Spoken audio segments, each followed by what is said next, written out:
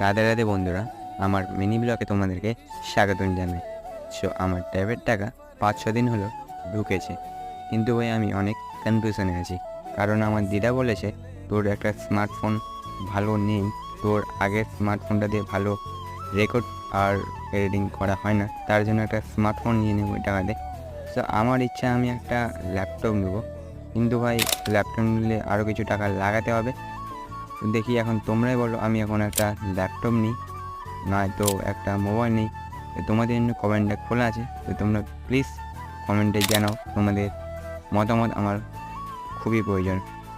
রাধে রাধে বন্ধুরা, আমার মিনি ব্লগে তোমাদেরকে স্বাগতম জানাই। আমার ট্যাবের টাকা 5-6 দিন হলো ঢুকেছে, কিন্তু ভাই আমি অনেক কনফিউশনে আছি। কারণ আমার দিদা বলেছে তোর একটা স্মার্টফোন ভালো নেই, তোর আগের স্মার্টফোনটা দিয়ে ভালো রেকর্ড আর এডিটিং করা হয় না,